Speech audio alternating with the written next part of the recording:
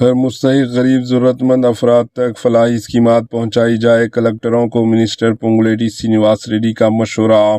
تلنگانہ کے وزیر پونگولیٹی سرینیواس ریڈی نے اس بات پر زور دیا کہ ضلع کلکٹرز کو چیف منسٹر ریونت ریڈی کی قیادت میں ریاستی حکومت کے وژن اور مقصد کے مطابق اپنی کاوشوں کو ہم آہنگ کرنا چاہیے۔ انہوں نے کہا کہ فیصلے انسانی ہمدردی کے نقطہ نظر سے لیے جائیں تاکہ عوام کو زیادہ سے زیادہ فائدہ پہنچ سکے۔ ضلع جوگلانبہ، گدوال، کریم نگر، راجنا سریسیلا، وقار آباد، میدک، بھدرادری، کوتاگوڑم، ہنمکنڈا اور دیگر علاقوں سے حال ہی میں مقرر کردہ ضلع کلکٹر سے منگل کو سکریٹریٹ میں وزیر سرینیواس ریڈی سے ملاقات کی۔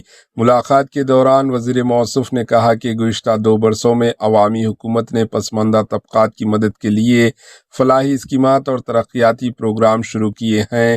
کلکٹرز کی یہ ذمہ داری ہے کہ وہ ان اقدامات کو ہر مستحق فرد تک پہنچانے کی یقینی بنائیں۔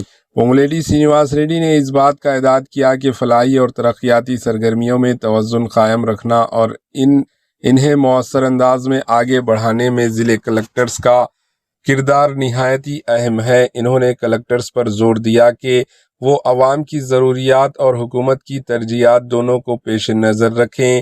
وزیر مال نے کہا کہ ضلع کلکٹر کی حیثیت سے خدمات انجام دینے IAS عہدیداروں کے کیریئر کا ایک اہم موقع ہوتا ہے۔